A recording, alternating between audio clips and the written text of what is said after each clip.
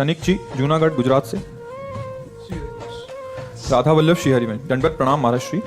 महाराज श्री, पिछले 5 सालों से जीवन में अंधकार छाया हुआ है, कभी भी सफलता नहीं मिल रही है। जीवन में आगे क्या करूं क्या ना करूं समझ नहीं आ रहा। सफलता किसे माना है आपने?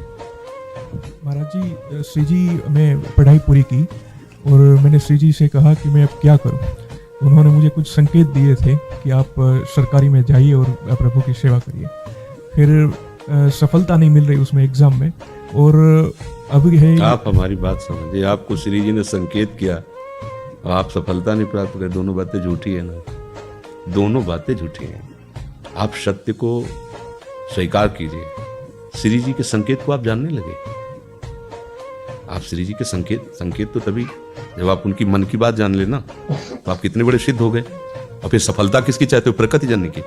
आप श्री जी के संकेत को जान जाओगे तो श्री जी के प्रेम की सफलता चाहोगे, लोकवत नहीं। और ये लोक की सफलता, सुनो पहले, प्रारब्ध के अधीन है। इसकी सफलता के लिए श्री जी से प्रार्थना मत करो। हमारी बात समझना। विद्यारण्य जी बहुत बड़े महापुरुष हुए हैं। उन्होंने अपने माता पिता को सुखी करने के लिए, धन प्राप्ति के लिए गायत्री अनुष्ठान किया। ब्राह्मण कुल में जन्म हुआ था। एक पुरस्चरण 24 लाख का गायत्री होता है।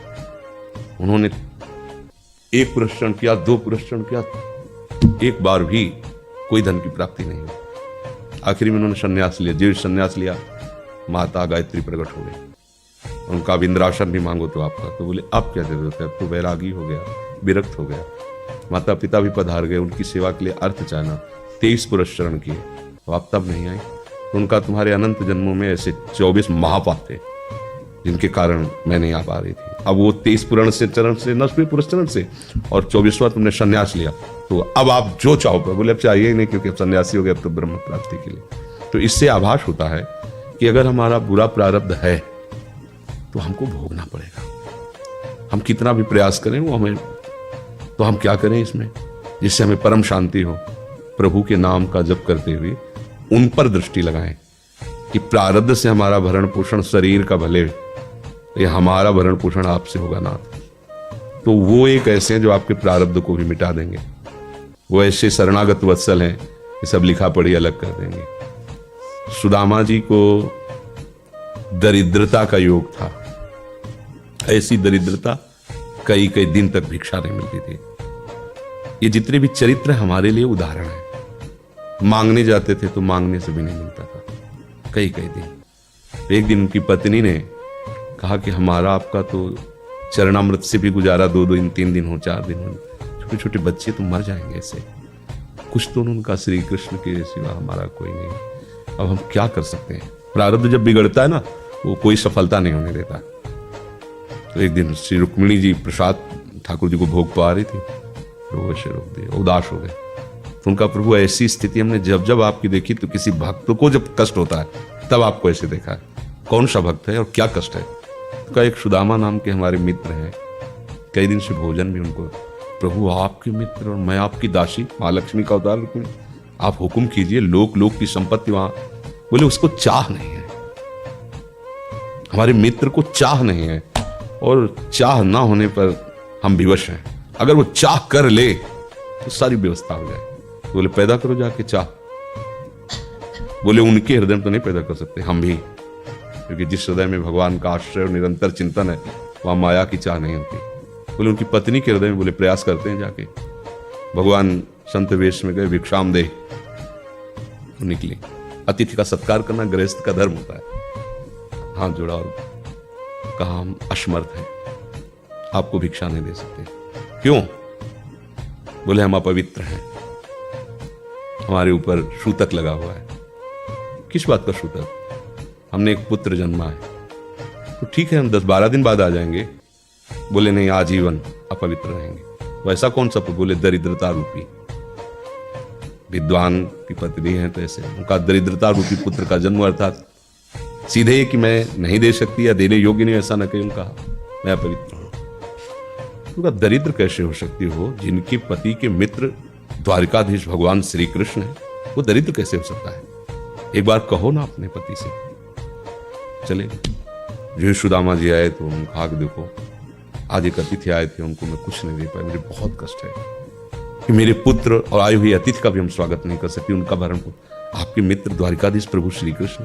सुदामा जी ने कहा, बोले चले जाओ ना, वो कुछ न कुछ सहयोग कर देंगे। तो बोले हम ऐसे मित्र नहीं बनाए तू हमारा सहयोग करे, कभी नहीं, मर जाऊंगा पर उनसे ये नहीं कहूंगा कि आप हमारा। बोले मत कहना, दर्शन के लिए तो चले जाओ, वो सुना है इतने उदार हैं कि वो जाने पर ही दे देंगे। सुदामा जी ने कहा दर्शन के लिए तो जा सकते हैं, बहुत दिन हो गए, ठीक है, पर मित्र के पास जाए तो कुछ लेके जाना चाहिए, मेरे पास तो कुछ नहीं है। पड़ोस में जैसे किसी से मांगने गई तो अरे समय जब बिगड़ता कोई नहीं होता साथ। एक ने थोड़ी उदारता दिखाई तो चावल पछोरने पर जो आगे कणका होते चावल के, जो प्राय वो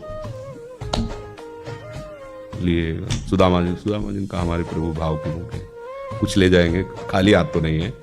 पोट्री में सारांश में बता रहे, द्वारपालों ने देखा कि हड्डी हड्डी शरीर में कई जगह से फटे वस्त्र, बीमारी फटी हुई, तो दिखाई दे रहा था दरिद्रता की मूर्ति है। तो उनका किससे मिलना है तुमको? तो उनका श्री कृष्ण से। बोले संभाल के बोलो, क्योंकि पार्षद है, अनंत कोट ब्रह्मांडों के नायक प्रभु के ऐसे बोले कोई श्री कृष्ण को ऐसे गली आए। उनका जाके तो तुम बोलो ना, श्री कृष्ण से जाके कह दो कि एक सुदामा नाम के ब्राह्मण आए हुए। पार्षद ने, वो तो बड़ा अजीब आदमी है, आपका नाम बिना किसी सभ्यता के ले रहा है। वो कह रहा श्री कृष्ण से कह सुदामा, कूद पड़े, भगवान दौड़े। वो पार्षद, वो सब की ब्रह्मा जी शंकर जी आते हैं तो वहां खड़े रहते हैं घंटों, भगवान ऐसे भागे। सुदामा जी को पता था ना, हमारे रुक्मिणी जी के महल में रुक्मिणी जी के पलंग पर बैठाते हैं, स्वयं चरण पखारते हैं। अब ये वैभव, क्या हालचाल है, कैसे हो? तो आप सब जानते हो, आपकी बड़ी कृपा है। तो ब्याह हो गया, हाँ ब्याह भी हो गए, बच्चे भी हो गए। हमारे पास आए तो कुछ तो लाए ही होगे। अब वो सड़े से कपड़े में चावल, कैसे बड़ी बड़ी वो वैभव, महारानियां सब, भगवान का। चुप ऐसे बोले, देखो फिर चुप कर रहे हो, हमारे हिस्से की चोरी पहले की थी और फिर चुप कर रहे हो। उन्हें हिम्मत नहीं पड़ रही थी, महामहिम प्रभु को कैसे हो तंदुर।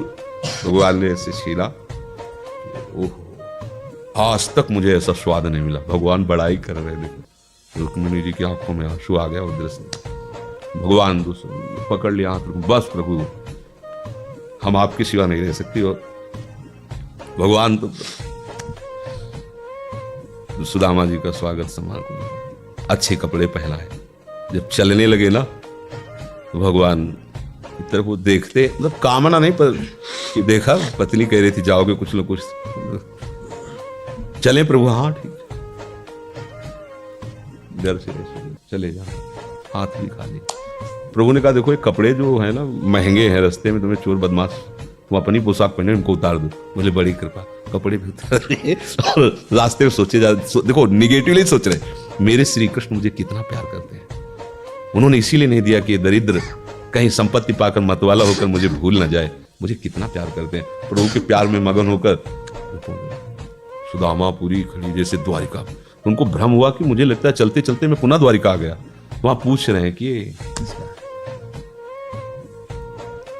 भगवान के पास विधाता है, उनका प्रभु ये तो गलत हो गया, इनके भाग्य में हमने लिखा था क्षय श्री, ऐश्वर्य का नाश, जीवन में नहीं ऐश्वर्य, क्षय श्री।